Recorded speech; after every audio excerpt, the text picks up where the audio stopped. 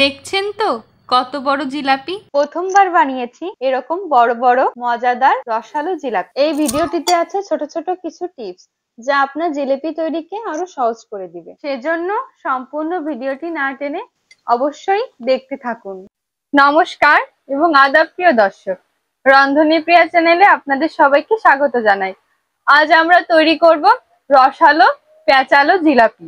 তো চলুন শুরু করি। প্রথমে আমরা চিনি শিরা তৈরি করে নেব। চিনি শিরার জন্য আমি 2 বাটি চিনি নিয়েছি। এখন উনুনে জাল ধরিয়ে শিরাটা তৈরি করে নেব।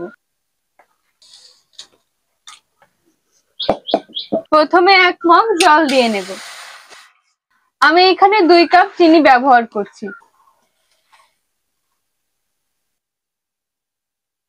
চিনি শিরাটা অনবরত নাড়তে থাকতে হবে, নাহলে শিরাটা পুড়ে যাবে।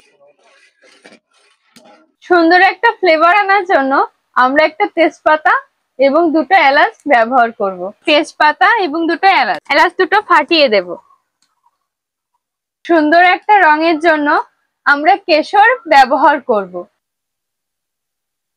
কেশর। শিরাটা সুন্দর একটা রঙের জন্য আমরা কিছুটা ফুড কালার ব্যবহার করব। সিরকাটা হয়ে গেছে, নামিয়ে নেব। এবার আমরা জিলাপির ডোটা তৈরি করে নেব। মেজারমেন্ট কাপের 1 কাপ ময়দা নিয়েছি। টক দই, ঘি দিয়ে দেব। স্বাদটা ব্যালেন্স করার জন্য লবণ দিয়ে দেব। অল্প অল্প করে জল দিয়ে মিশ্রণটা মেখে নেব।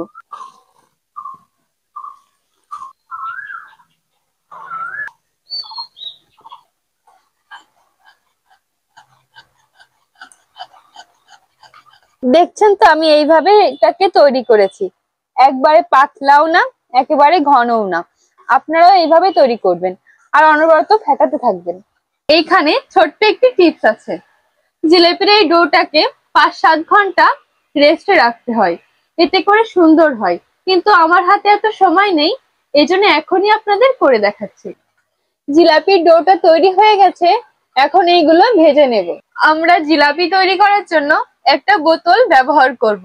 বোতলের মুখটাকে ছিদ্র করার জন্য একটা ভোমর ব্যবহার করছি। ভোমরটাকে একটু পুড়িয়ে নেব। ভোমরই বেশি ছোট হয়ে যাচ্ছিল, এজন্য কেচি দিয়ে কেটে বড় করে নিয়েছি। এবার ব্যাটারটা বোতলে ভরে নেব।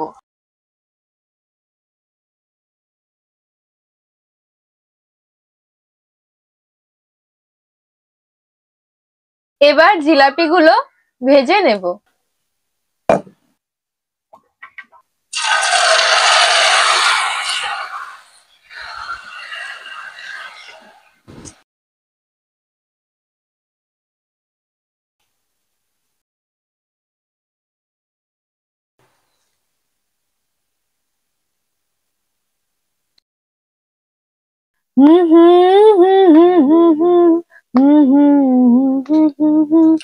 বাজাও কি বনসর পাহাড়ি বাসিতে, বনান্ত ছে যাক বাসন্তী হাসিতে।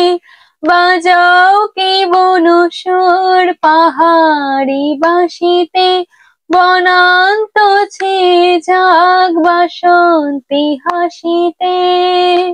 তব কবরী মূলে নব এলাচির ফুল, দোলে কুসুম বিলাসিনী দূরদীপবাসিনী। দূরদীপবাসিনী।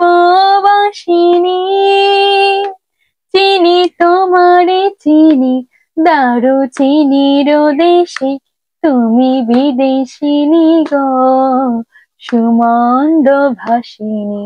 দূরদীপবাসিনী।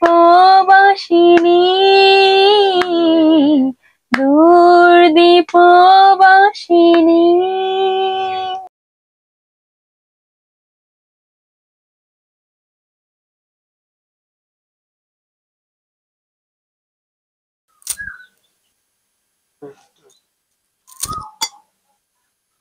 দেখলেন তো, খুব সহজেই তৈরি করে ফেলেছি আমরা মজাদার পেঁচানো রসালো জিলেপি।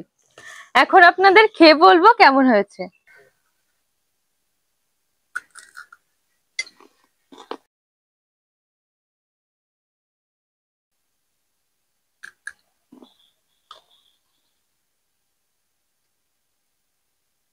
জিলাপিটা কিন্তু খুব সুন্দর মজাদার হয়েছে, সুন্দর মিষ্টি আর রসালো হয়েছে।